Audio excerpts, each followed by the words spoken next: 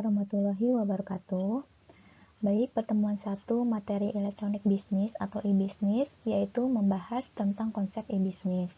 Tujuan pembelajarannya ada 4. Yang pertama, menjelaskan ekonomi digital. Kedua, menjelaskan pengenalan e-bisnis dan e-bisnis application.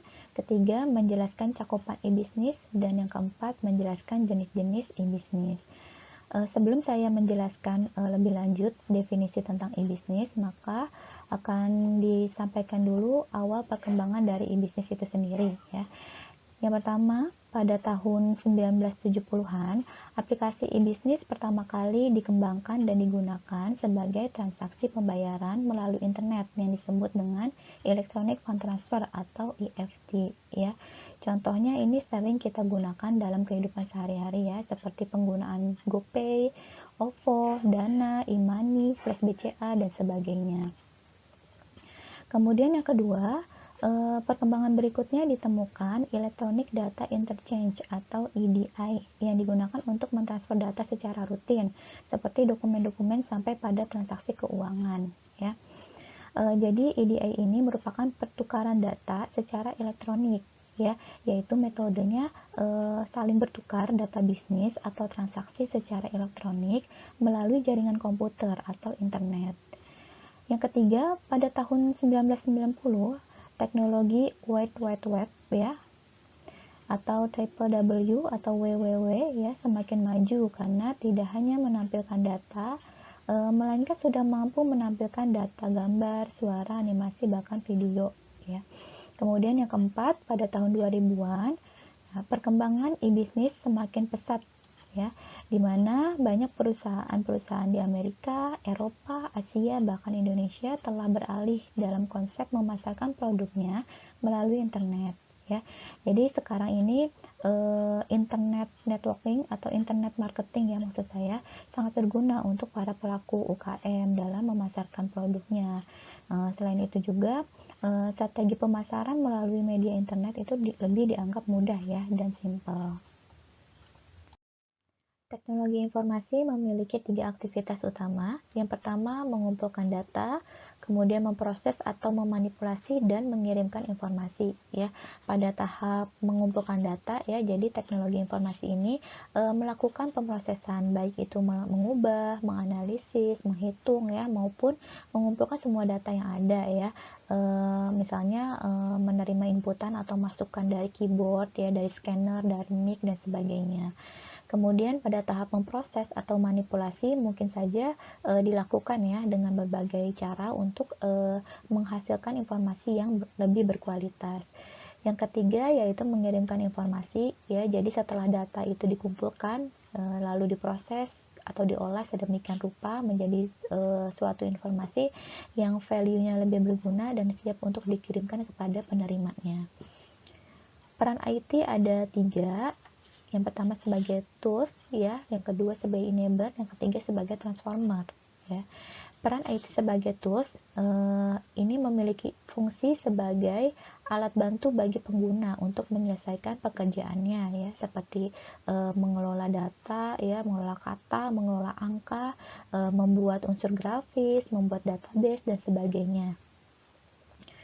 Peran IT sebagai enabler ini dapat dikatakan bahwa peran IT sebagai penggerak bisnis suatu organisasi di mana IT sebagai kekuatan utama untuk jalannya organisasi dan bisnis. Yang ketiga, peran IT sebagai transformer.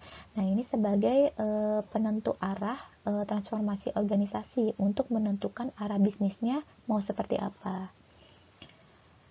Kemudian arsitektur IT ini ada 3 aspek utama ya, ada people, proses, dan teknologi ya. People tentunya pengelola informasi, kemudian proses adalah tahapan proses pengelolaan informasinya, kemudian yang ketiga teknologi ini sebagai layanan yang disediakan untuk mengelola informasi. Ada yang disebut ekonomi digital ya. Nah, ekonomi digital ini ada yang mengatakan sebagai aspek ekonomi yang berbasiskan pada pemanfaatan teknologi informasi dan komunikasi digital ya. Ada juga yang menyebutkan bahwa ekonomi digital ini sebagai bentuk aktivitas ekonomi yang memanfaatkan bantuan teknologi, informasi, dan komunikasi. Kemudian teknologi informasi bisnis seperti apa yang dapat membantu aktivitas ekonomi, ya. Yang pertama dicontohkan yaitu e-bisnis, ya, pengguna teknologi elektronik pada transaksi bisnis. Jadi transaksi bisnis atau business transaction, ya, atau transaksi keuangan kini sudah memanfaatkan teknologi elektronik dalam operasionalnya sehari-hari. Kemudian kolaborasi, ini adanya interaksi, komunikasi, dan kolaborasi informasi antara manusia dan organisasi. Yang ketiga, pertukaran informasi, penyimpanan, pemrosesan, dan pengiriman informasi, ya. Yang keempat ada e-commerce. Ya, ini merupakan suatu aplikasi dan proses bisnis yang menghubungkan perusahaan, konsumen, dan komunitas tertentu melalui transaksi elektronik dan perdagangan barang, pelayanan, dan informasi yang dilakukan secara elektronik, ya. Nah, ini yang sering kita dengar, ya, e-commerce, ya. Jadi bentuk penerapan teknologi informasi dan komunikasi di bidang perdagangan di dalam dunia elektronik, ya. Nah, e-bisnis merupakan kegiatan berbisnis di internet yang tidak saja meliputi pembelian, penjualan, dan jasa, tapi juga meliputi pelayanannya pelanggan dan kerjasama dengan rekan bisnis, baik individual maupun instansi, ya. E-bisnis bukanlah istilah yang jauh dari e-commerce, ya, karena masih dalam lingkup yang sama, yaitu bisnis. Yang membedakan ialah cakupan dan jangkauan e-bisnis yang lebih luas, ya, dan tidak hanya mengurusi transaksi secara komersial sebagaimana pada e-commerce. Pengenalan e-bisnis, ya. Di sini didefinisikan oleh dua ahli, ya, tentang pengenalan e-bisnis. Yang pertama menurut Lau Getzner, ya. E-bisnis merupakan aktivitas yang berkaitan secara langsung maupun tidak langsung dengan proses pertukaran barang dan atau jasa dengan memanfaatkan internet sebagai media komunikasi dan transaksi. Dan salah satu aplikasi teknologi internet yang merambah dunia bisnis internal meliputi sistem pendidikan pelanggan, pengembangan produk, dan pengembangan usaha. Definisi e-bisnis menurut Mohan Seuni. E-bisnis menurut Mohan Seuni, langsung saja saya artikan, ya. Penggunaan jaringan elektronik dan teknologi terkait untuk mengaktifkan, meningkatkan, mengubah, atau menemukan proses bisnis atau sistem bisnis untuk menciptakan nilai unggul bagi pelanggan saat ini atau calon pelanggan. Sedangkan menurut Rooney atau Steinbart, di sini dikatakan bahwa e-bisnis itu mengacu pada semua penggunaan kemajuan teknologi informasi atau IT, khususnya teknologi jaringan dan komunikasi, untuk memperbaiki cara-cara sebuah organisasi dalam melakukan seluruh proses-proses bisnis. Hubungan bisnis dan e-commerce, ya. Hubungan e-bisnis dan e-commerce yaitu perdagangan elektronik atau e-commerce merupakan bagian dari e-bisnis, di mana cakupan e-bisnis ini lebih luas, ya. Tidak hanya sekedar perniagaan, tapi mencakup juga pengkolaborasian mitra bisnis, pelayanan nasabah, sumber daya manusia, lowongan pekerjaan, dan lain-lain, ya. Selain teknologi jaringan World Wide Web, e-bisnis juga memerlukan teknologi basis data, ya, atau database, surat elektronik atau email, dan bentuk teknologi non-komputer yang lain seperti halnya sistem pengiriman barang dan alat pembayaran untuk e-commerce ini, ya. Jadi jangkauan e-commerce hanya sebatas pada proses jual beli jasa, ya, atau produk melalui jaringan internet dalam wadah situs atau web saja, ya. Sedangkan e-bisnis, ya, ini jangkauannya bergerak dari awal mulai perencanaan proses produksi, manajemen, kemudian ada resiko manajemen, pengembangan produk atau jasa, dan manajemen keuangannya. Nah, itu jadi perbedaannya dari segi jangkauannya. Yang pertama ada interaksi eksternal organisasi dalam e-bisnis, ya. Nah, ini interaksi eksternal, ya, yang terjadi dalam e-bisnis, ya, mencakup beberapa aspek ya, ada suppliers, ada customers, investors, creditors, the government, dan media ya. Ya, tentu saja untuk supplier ini atau pemasok ya. Jadi dalam bisnis pemasok ini berperan dalam menyediakan produk berkualitas tinggi ya dari produsen untuk dialirkan, didistribusikan kepada konsumen ya. Kemudian yang kedua adalah customers atau pelanggan ya. Yang ketiga adalah investor ya, bisa bentuknya perorangan atau bisa lembaga ya. Kemudian ada kreditur, ada government ya. Government ini pemerintahan ya, dalam bisnis sebagai regulator dalam menguatkan bisnis online di Indonesia. Yang terakhir ada media. Nah, ini sebagai komunikator para pelaku bisnis ya. Yang kedua ada positive and negative of e-commerce and e-business ya. Jadi ada sisi kelebihan dan kekurangan dari masing-masing ya, dari e-commerce dan dari e-business ya. Yang pertama adalah revenue system ya, atau aliran pendapatan baru yang mungkin lebih menjanjikan dan tidak bisa ditemui di sistem transaksi tradisional ya. Nah, ini tentu saja e-commerce menjadi aplikasi yang banyak banyak digunakan ya, apalagi saat pandemi seperti ini ya, sehingga lebih menjanjikan dibandingkan transaksi tradisional ya. Kemudian yang kedua dapat meningkatkan market export atau pangsa pasar ya.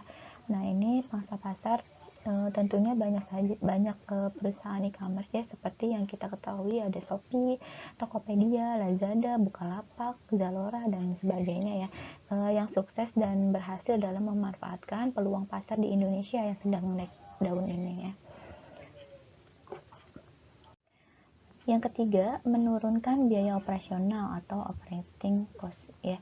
Nah, ini jelas ya, karena kita tidak perlu membayar biaya toko atau sewa toko, tidak perlu bayar listrik, tidak bayar air, cukup hanya menggunakan ponsel atau komputer dan juga internet ya, asalkan ada bisa keteraksesan ya untuk ke jaringan internet ya. Kemudian yang keempat, melebarkan jangkauan atau global reach ya. Jadi e-commerce dan bisnis ini tidak hanya diketahui oleh satu wilayah dengan beberapa masyarakatnya saja yang tinggal di wilayah itu gitu. Namun dapat dikenal lebih luas ke seluruh Nusantara, bahkan bisa juga ke seluruh dunia. Kemudian yang kelima yaitu meningkatkan customer loyalty ya. Nah, ini program ya, program pelanggan setia atau program customer loyalty itu seperti promosi ya dalam jangka waktu tertentu yang telah banyak digunakan oleh e-commerce, dan ini memberikan dampak besar yang positif bagi perusahaan. Yang keenam adalah memperpendek waktu produksi ya. Nah, pemesanan barang baku atau produk yang akan dijual apabila kehabisan barangnya ya dapat memesan setiap waktu karena online ya, serta akan lebih cepat dan teratur karena semuanya secara langsung terprogram dalam komputer. Kemudian yang ketujuh, meningkatkan value chain atau mata rantai pendapatan. Sedangkan untuk aspek yang bisa dikatakan negatif ya, atau kelemahan dari e-commerce dan e-business, dampak e-commerce dan e-business ya, dampak negatifnya, yang pertama pencurian informasi rahasia yang berharga. Gangguan yang timbul bisa menyingkap semua informasi rahasia tersebut kepada pihak-pihak yang tidak berhak dan dapat mengakibatkan kerugian yang besar bagi si korban. Nah, ini pencurian informasi atau sabotase ya. Kejahatan seperti ini semakin marak, tidak hanya terjadi pada sistem e-bisnis atau e-commerce ya, bahkan pada teknologi internet atau intranet ya, secara umum. Yang kedua adalah kehilangan kesempatan bisnis karena gangguan pelayanan. Kesalahan ini bersifat kesalahan non-teknis seperti aliran listrik tiba-tiba padam atau jaringan yang tidak berfungsi. Nah, ini masuknya ke dalam gangguan yang sifatnya teknis ya. Yang ketiga yaitu kehilangan kepercayaan dari para konsumen. Ini karena berbagai macam faktor seperti usaha yang dilakukan dengan sengaja oleh pihak lain yang berusaha menjatuhkan reputasi perusahaan tersebut. ya. Nah, ini kesengajaan ya yang mungkin saja dilakukan oleh kompetitor ya, seperti kalau kita pernah menemukan atau membaca komentar-komentar atau testimoni yang menjatuhkan suatu produk atau jasa ya, suatu perusahaan. Nah, itu mungkin saja menggunakan akun palsu ya yang berniat untuk melakukan atau menjatuhkan reputasi dari kompetitor ya. Kemudian yang keempat, penggunaan akses ke sumber oleh pihak yang tidak berhak, misalkan pembobolan sebuah sistem perbankan oleh hacker, kemudian memindahkan sejumlah rekening orang lain ke rekeningnya sendiri. Nah, ini juga banyak yang sering ditemukan ya kejahatan di dunia maya ya dalam bidang perbankan. Kemudian yang kelima, kerugian yang tidak terduga disebabkan oleh gangguan yang dilakukan dengan sengaja, ketidakjujuran praktek bisnis yang tidak benar, dan kesalahan faktor manusia atau kesalahan sistem elektronik. Nah, ini masuknya dalam faktor eksternal ya, seperti yang disebutkan tadi, human error atau sistem error. E-business application. Yang pertama ada ERP, Enterprise Resource Planning ya. Nah, di sini dikatakan bahwa ERP adalah sistem informasi bisnis setara dengan sistem informasi Windows untuk operasi back office ya. Jadi ERP ini merupakan paket suatu sistem ya, dan juga sebagai software yang digunakan untuk perusahaan yang mengelola kegiatan bisnis mereka ya, seperti mengelola keuangan, pengadaan, produksi, proyek, sumber daya manusia, dan lain-lain ya. Di sini dikatakan bahwa sistem informasi untuk perusahaan manufaktur ya. Jadi perusahaan manufaktur seperti seperti yang banyak kita ketahui itu memerlukan ERP ya sebagai sistemnya, mulai dari perencanaan barang atau produk hingga pengiriman barang. Kemudian berperan mengintegrasikan dan mengotomatisasi proses bisnis ya. Nah, tentu saja perancangan atau workflow pada saat produksi ini menjadi lebih terstruktur ya karena adanya ERP ini. Lebih mudah juga untuk pengaturan atau monitoring setiap tahapan proses bisnisnya. Yang ketiga, back office system, konsumen dan publik tidak dilibatkan ya. Jadi benar-benar berbasis back office ya, hanya orang-orang dalam atau internal saja yang terlibat ya. Nah, ini dapat juga memudahkan para pekerja ya, dan bisa mempercepat pekerjaan tanpa harus melakukan laporan secara manual yang kadang beresiko ya terjadi kesalahpahaman atau human error. Kemudian client server software baik desktop ataupun berbasis web ya, memiliki kemampuan untuk mengolah sebagian besar transaksi dan data dapat diakses secara real time ya. Jadi sistem ERP ini secara terintegrasi ya dengan divisi lain misalnya, dan itu bisa terjadi secara real time ya. Dan ERP ini menggunakan dashboard yang mudah pengguna untuk melihatnya ya, melihat data real time yang dihimpun dari proses bisnis di seluruh divisi atau departemen. Selain ERP ada yang namanya CRM ya, Customer Relationship Management ya. Adalah kustomisasi dan personalisasi produk dari layanan secara real time berdasarkan kebiasaan beli, keinginan, dan kebutuhan konsumen. Jadi CRM ini merupakan sebuah pendekatan untuk mempertahankan pelanggan ya, dan memberikan nilai tambah kepada customer tersebut. Nah, yang dikombinasikan adalah kebijakan, proses, dan strategi dalam satu kesatuan ya, yang saling terintegrasi ya antara kebijakan, proses, dan strategi yang kemudian diimplementasikan dalam sebuah perusahaan ya. Merupakan penggambaran hubungan sistem dengan konsumennya, merupakan usaha perusahaan dalam menjaga hubungan dengan konsumennya, strategi bisnis perusahaan, dan sebuah tools untuk mengerti konsumennya.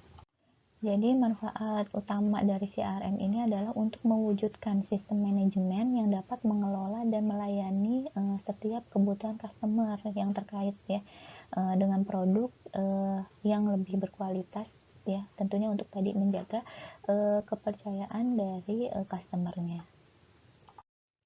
Yang ketiga SCM ya, SCM atau Supply Chain Management ya. Nah, ini sudah ada sejak tahun 1990-an ya. Ini sinkronisasi dan koordinasi aktivitas-aktivitas yang berkaitan dengan aliran material produk, baik yang ada dalam satu organisasi maupun antar organisasi. Jadi SCM ini merupakan mekanisme ya yang menghubungkan semua pihak yang bersangkutan dan proses berubahnya bahan baku menjadi suatu atau sebuah produk ya, produk akhir yang bisa digunakan oleh user. Pengelolaan yang efektif atau integrasi yang terlibat di dalam kegiatan pemasakan, pemesanan dan pengendalian yang baik atas kegiatan pengadaan, efisiensi aliran pasokan hingga ke titik konsumen terakhir, perencanaan atau perancangan dan kontrol arus material dan informasi sepanjang rantai pasokan, bertujuan untuk mendapatkan kepuasan konsumen sekarang dan di masa yang akan mendatang. Jadi cara kerja dari SCM ini membuat rantai dari satu supplier ke supplier yang lain, lalu ke pabrik untuk diolah sampai ke pihak yang akan mengedarkan produk tersebut ke khalayak umum ya. Jadi ada perencanaan, pengawasan dan eksekusi di masing-masing tahapan. Di sini ada gambar perbedaan e-commerce dan e-business ya. Kalau kita lihat ini perbedaan secara ruang lingkup ya atau jangkauannya ya. Untuk e-commerce ruang lingkupnya ada pemasaran, penjualan, pembelian produk dan jasa ya di internet. Kemudian untuk e-bisnis, ini meningkatkan kinerja bisnis melalui biaya yang rendah dan konektivitasnya yang terbuka ya. Ini merupakan teknologi baru dalam rantai nilai ya. Kemudian menghubungkan rantai nilai di seluruh bisnis ya. Kemudian meningkatkan layanan dan mengurangi biaya, membuka channel baru dan transformasi analisis kompetitor ya dalam bisnis. Nah, itu perbedaan dalam segi ruang lingkup atau jangkauan dari e-commerce dan e-business ya, sehingga kita bisa lebih membedakan ya antara e-commerce dan e-business dengan mendetail. Kemudian ada tahapan ya atau step by step dari transaksi tradisional dan transaksi e-business ya. Jadi ini ada 5 tahap ya yang digambarkan dengan piramida ya, mengerucut ke atas ya. Kita lihat dari tradisional ya. Tradisional ini dari tahap awal yaitu transaksinya ya, mengerti bisnis, kemudian peluang bisnis ya, perencanaan pelaksanaannya dan menilai kembali ya. Sedangkan untuk e-business, nah ini hampir sama ya dengan tradisionalnya saja.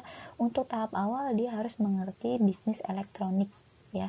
Kemudian memanfaatkan peluang bisnis, perencanaan pelaksanaannya dan menilai kembali ya. Nah, ini yang sebelah kiri adalah organisasi pada bisnis tradisional, yang sebelah kanan adalah karakteristik dari perjalanan e-business atau bisnis elektronik ya. Di sini dikatakan bahwa e-business bukanlah sebuah proyek, melainkan sebuah perjalanan yang membutuhkan visi dan prosedur non-linear. Ya. Traditional business organization develop step by step. Dari gambar piramid tadi ya, ada penjelasannya sebagai berikut ya. Tadi dikatakan bahwa traditional business organization develop step by step ya. Kemudian di sini ada karakteristik of an electronic business journey ya. Nah, kita lihat perbedaannya ya. Di sini ada 4 poin ya. Poin yang pertama untuk traditional transaction itu definition are definition are clear ya. Kemudian untuk e-business definition are the future of fuzzy ya. Jadi ini istilah ya, artinya bentuk pemasaran tradisional belum sepenuhnya mati ya untuk kondisi saat ini ya. Ketika revolusi digital terus berkembang pesat, pemasaran tradisional ini hampir tidak pernah bangkrut ya, dan masih bisa berkembang pesat. Tradisional marketing yang eksis seperti sekarang ya, misalnya kita lihat di papan-papan reklame, kemudian selebaran atau brosur televisi dan sebagainya. Dan sedangkan untuk e-bisnis ini menggunakan media online ya, maka risiko terjadinya penipuan ya tentu lebih besar karena transaksinya tidak secara langsung dilakukan. Yang kedua adalah no change in the business and technology environment. Nah, ini untuk transaksi tradisional ya. Sedangkan untuk e-business, permanent and unpredictable change in the business and technology environment ya. Jadi untuk transaksi tradisional itu tidak ada perubahan dalam lingkungan bisnis dan teknologi ya. Sedangkan untuk e-bisnis ini ya perubahan permanen dan tidak terduga dalam lingkungan bisnis dan teknologi bisa saja terjadi ya. Jadi karena perkembangan teknologi informasi semakin pesat ya melampaui perkembangan bisnis ya. Jadi bisa saja terjadi perubahan yang tidak terduga ya dalam lingkungan bisnis dan teknologi untuk sistem e-bisnis. Kemudian yang ketiga, untuk tradisional ini high time pressure ya. Untuk e-bisnis, time to market and speed are major competitive factors ya. Nah, ini tekanan waktunya cukup tinggi untuk tradisional, sedangkan untuk e-bisnis ini waktu pemasaran dan kecepatan ya adalah faktor persaingan utama. Kemudian yang keempat, untuk tradisional ya ini continuous learning, dan untuk e-business continuous learning and fast adaptable is required ya. Jadi pembelajaran terus menerus gitu ya istilahnya untuk tradisional ya. Sedangkan untuk e-business ini diperlukan pembelajaran yang berkelanjutan ya. Selain pembelajaran berkelanjutan juga harus ada adaptasi ya dengan tren sekarang ya. Dan masa depan itu kelihatannya itu seperti perangkat mobile ya, yang lebih mobile. Jadi harus ada adaptasi ya, selain ada pembelajaran. Cakupan e-bisnis. Cakupan atau spektrum e-bisnis dapat sangat luas wilayahnya, tergantung dari masing-masing sudut pandang orang yang melihat definisi dari kata bisnis itu sendiri. Untuk dapat menangkap dimensi ruang lingkup pengertian e-bisnis, cara yang sering digunakan adalah dengan menggunakan prinsip 4W ya, yaitu what, who, where, and why ya. Nah, di sini kita bisa lihat gambarnya ya, dari integrasi antara what, who, where, dan why ya. Yang pertama kita lihat yaitu ada prinsip what ya. Nah, e-bisnis memiliki cakupan jauh lebih luas, tidak hanya pada aktivitas atau mekanisme transaksi yang dilakukan secara online digital, namun termasuk di dalamnya aktivitas relasi antara dua entiti perusahaan, interaksi antara perusahaan dengan konsumennya ya. Jadi prinsip what ini dengan adanya internet telah memungkinkan perusahaan untuk menjalin komunikasi langsung ya, maupun komunikasi tidak langsung antara pelanggan, mitra, pesaing, kemudian pemerintah dalam dunia maya. Nah, seperti itulah luasnya pengertian dari e-bisnis ya. Pemerintah dalam dunia maya ini artinya tadi ya sebagai regulator ya dalam menjalankan bisnis di dunia maya ya, atau e-bisnis. Kedua, prinsip who ya. Semua pihak atau entiti yang melakukan interaksi dalam sebuah sistem bisnis ya. Serangkaian proses bisnis merupakan pihak yang berkepentingan dalam ruang lingkup e-bisnis ya. Klasifikasi entiti yang sering dipergunakan dalam mengilustrasikan e-bisnis. Nah, ini siapa-siapa saja ya yang berkecimpung, yang berkaitan, yang berkepentingan dalam proses e-bisnis ya. Ada 7, yaitu ada agent, bisnis, customer, device, employee, family, dan government. Prinsip where. Dalam e-bisnis, interaksi dan kegiatan e-bisnis dapat dilakukan di mana saja melalui berbagai kanal akses, sejauh pihak yang berkepentingan memiliki fasilitas elektronik digital sebagai kanal aksesnya ya. Nah, berbeda dengan bisnis konvensional ya, di mana transaksinya bisa dilakukan secara fisik ya di sekitar perusahaan yang bersangkutan. Tapi untuk e-bisnis, interaksi dapat dilakukan melalui berbagai akses channel. Prinsip terakhir yaitu prinsip why. Konsep e-bisnis tidak hanya menguntungkan perusahaan, namun juga memberikan kesempatan perusahaan untuk meningkatkan perusahaan dalam meningkatkan level pendapatannya, ya, secara langsung maupun tidak langsung. Implementasi e-bisnis yang dilakukan oleh perusahaan memberikan dampak perusahaan dapat melihat berbagai peluang dan celah bisnis yang selama ini belum pernah ditawarkan kepada masyarakat, ya. Nah, telah banyak perusahaan yang melakukan transformasi bisnis setelah melihat peluang bisnis, ya, di dalam penerapan bisnis itu sendiri. Nah, perusahaan berskala kecil dan menengah juga dapat dengan mudah bekerja sama dengan perusahaan yang lebih besar, ya, untuk menawarkan produk jasa kepada pelanggan, ya, dalam sistem e-commerce. Spektrum value e-business. 5 keuntungan atau spektrum value e-business, ya, menurut Charles dan Mary Donato, ya. Yang pertama adalah efisiensi, ya. Manfaat yang didapatkan perusahaan adalah perbaikan tingkat efisiensi. Berdasarkan sebuah riset, masyarakat kurang dari 40% dari total biaya operasional diperuntukkan bagi aktivitas penciptaan dan penyebaran informasi ke berbagai bagian terkait.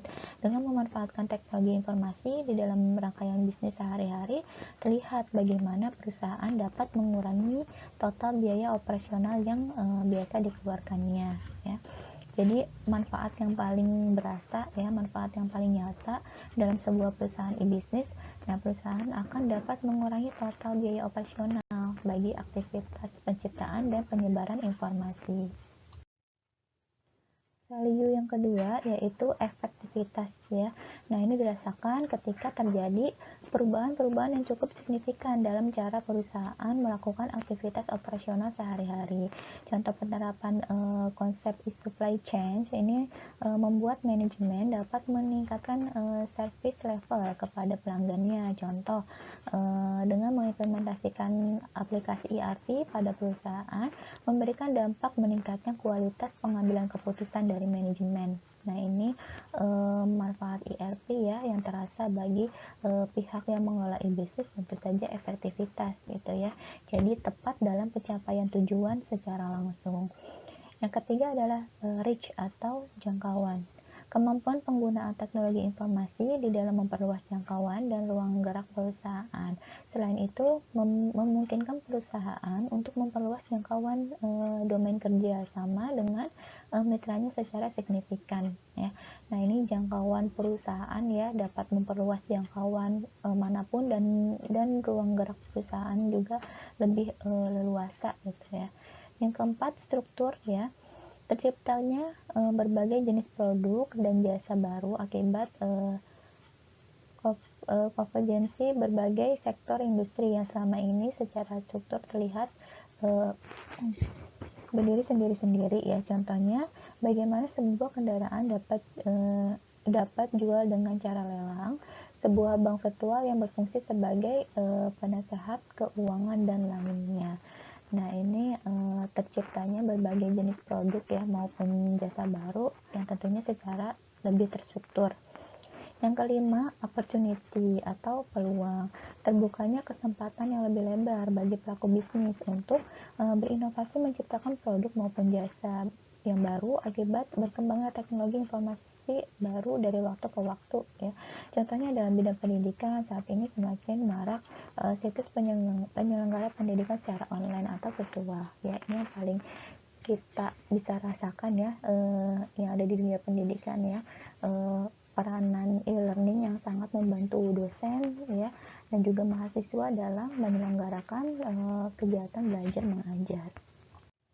Selanjutnya, apa saja sih contoh dari e-bisnis itu, ya? Tadi dikatakan bahwa e-bisnis tidak sebatas pada transaksi atau perniagaan atau jual beli, ya, tapi lingkupnya lebih luas, ya, lebih kepada pengelolaan dari aktivitas e-commerce, gitu, ya. Nah, yang pertama dicontohkan ada contoh e-bisnis yaitu e-auctioning, ya. Nah, ini merupakan lelang yang memanfaatkan teknologi elektronik sebagai tempat terjadinya proses lelang, ya. Nah, ini merupakan salah satu inovasi, ya, Inovasi yang dikembangkan oleh Direktorat Jenderal Kekayaan Negara dalam meningkatkan pelayanan kepada masyarakat ya dalam jasa lelang. Kemudian yang kedua e-banking ya, ini yang paling sering kita lihat ya sehari-hari, sering kita gunakan ya. Nah, kegiatan yang melakukan transaksi, pembayaran, dan transaksi lainnya melalui internet dengan website milik bank yang dilengkapi sistem keamanan ya. Contohnya ya seperti e-banking ya, internet banking ya, ATM, mesin edisi ya, SMS banking dan sebagainya. Yang ketiga e-commerce ya, transaksi jual beli secara elektronik melalui media internet ya, contohnya seperti OLX, Tokopedia, Bukalapak, Blibli, Lazada, Shopee dan sebagainya. Yang keempat adalah e-directories ya. Ini sebuah layanan pengiriman situs web di mana situs web ditambahkan ke kategori yang tepat dalam direktori online yang dicari, yang meningkatkan visibilitas situs web dan menciptakan inbound link relevan dengan situs web tersebut ya.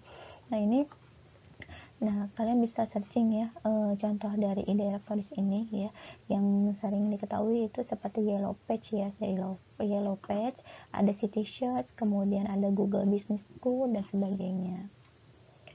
Yang kelima adalah e-engineering ya, terciptanya pengembangan produk di mana terciptanya pengembangan produk dinamis, terpadu, dan proses realisasi yang memiliki kelincahan dan kemahiran yang diperlukan untuk merespon tuntutan dunia e-commerce.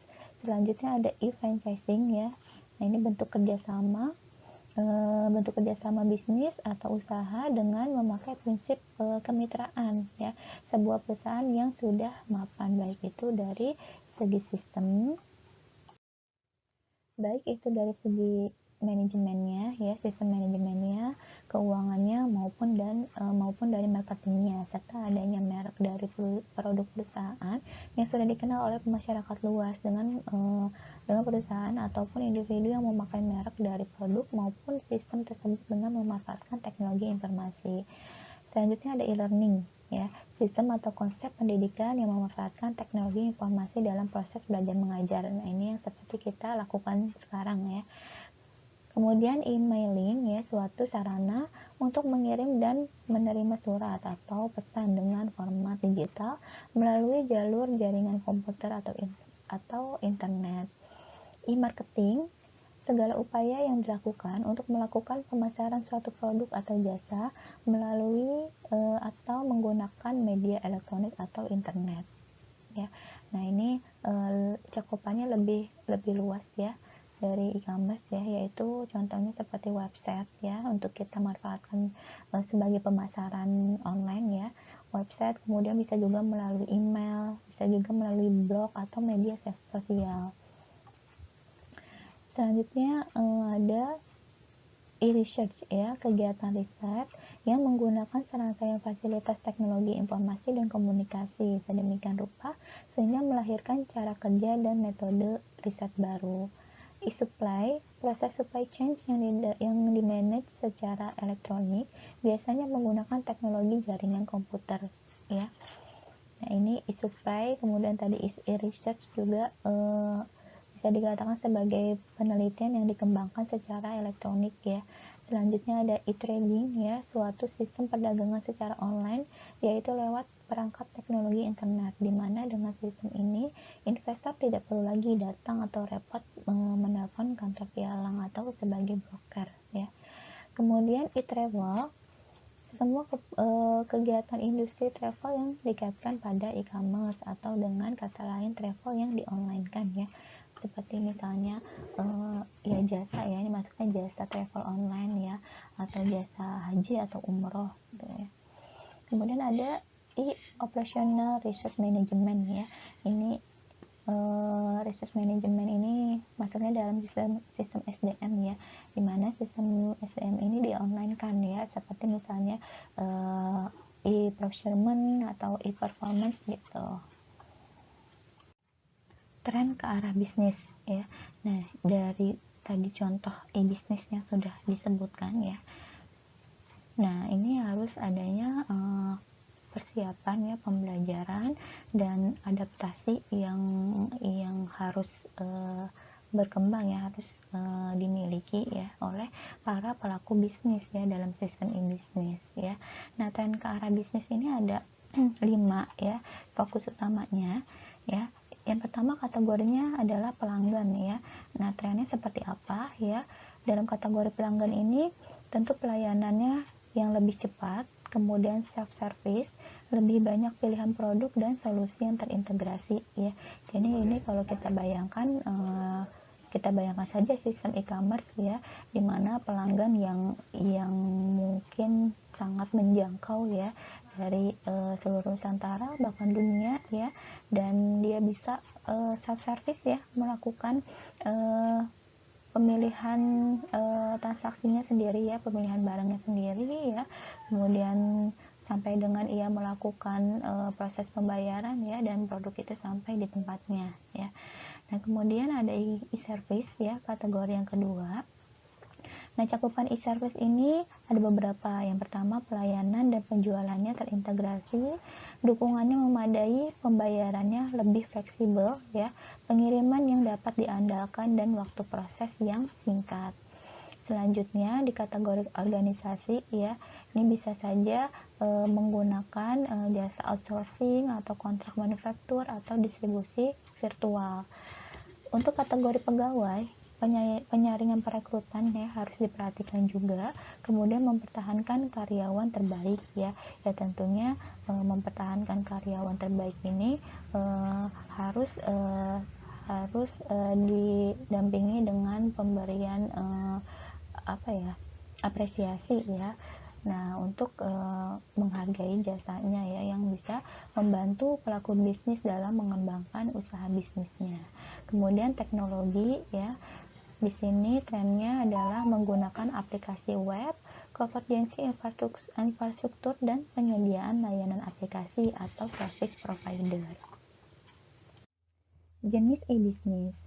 Jenis e-bisnis ada 4. Yang pertama adalah business to customer, yang kedua B2B, business to business, yang ketiga B2G, business to government, dan yang keempat B2E, business to education ya. Nah, kemudian dari 4 jenis e-bisnis ini akan dibedakan berdasarkan karakteristiknya ya.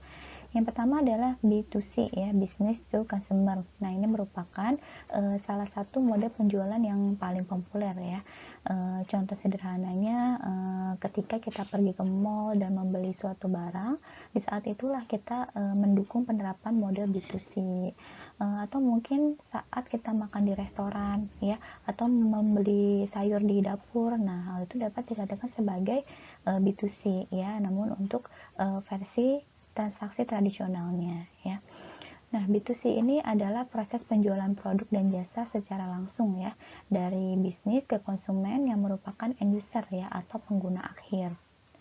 Untuk B2C ini tidak sekedar bekerja secara tradisional ya, yang seperti saya sebutkan tadi. B2C juga berlaku secara online ya, contohnya berjualan lewat e-commerce ya, seperti transaksi lewat Shopee, Tokopedia, Amazon ya, dan sebagainya. Nah, untuk perbedaannya dibandingkan dengan jenis bisnis yang lain ya, untuk B2C adalah antara organisasi dan perorangan. Nilai transaksinya kecil, transaksinya tidak sering terjadi dan relatif sederhana.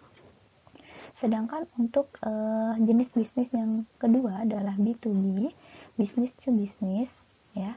Nah, ini penjualan produk atau jasanya diberikan oleh satu bisnis ya, dan diperuntukkan untuk bisnis yang lainnya, bukan kepada konsumen seperti B2C ya. Contohnya jika kita menjalankan bisnis yang menjual bahan pakaian atau memproduksi atau menjual pakaian, kemudian kita jual ke store-store atau bisnis fashion yang ada. Nah, inilah yang disebut dengan B2B karena bisnis atau jasa kita diperuntukkan untuk perusahaan lain ya, bukan langsung kepada perorangan atau grup. Kemudian ada B2G, yaitu business to government ya. Ini merupakan model bisnis yang rujukannya itu pada bisnis yang menjual produk, layanan atau informasi atau jasa kepada pemerintah atau lembaga pemerintah. Ya. Contohnya apa dari B2B ini ya? Business to government, contohnya sistem e-procurement ya. Nah, ini merupakan sistem proses pengadaan barang ya atau jasa pemerintah yang pelaksanaannya uh, akan akan dilakukan secara elektronik ya, dan tentunya berbasis web atau internet.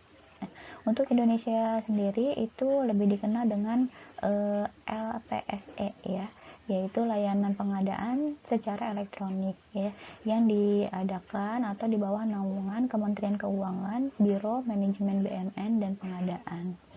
Yang terakhir adalah business to education ya, B2E. Ini interaksinya terjadi antara organisasi dan pendidikan ya, yang merupakan bisnis sasarannya adalah dunia pendidikan. Sama halnya dengan B2G dan juga B2E ya. Tidak hanya sama dengan B2G ya. Untuk B2E ini memiliki karakteristik yang sama ya dengan B2B ya, bisnis to bisnis. Contoh yang tradisionalnya seperti apa? Misalnya pengiriman buku-buku gratis ke sekolah-sekolah gitu ya. Kemudian kalau contoh yang e-bisnisnya apa? Misalnya situs ruang guru ya. Situs ruang guru yang saat ini banyak diperbincangkan ya, banyak diiklankan, banyak digunakan juga untuk menyediakan sebuah jasa bimbingan belajar online ya. Nah, dari tiga jenis bisnis yang terakhir yaitu B2B, B2G dan B2E ini karakteristiknya dilakukan antar organisasi ya. Nilai transaksinya besar, hubungannya kuat dan berkelanjutan. Pemberian kredit dari penjual ke pelanggan juga memungkinkan dan tentu lebih kompleks dibandingkan B2C. Nah, seperti itu penjelasan dari saya dari materi pertemuan 1 ya tentang konsep e-bisnis. Kita akan bertemu kembali di materi pertemuan yang kedua. Terima kasih. Wassalamualaikum warahmatullahi wabarakatuh.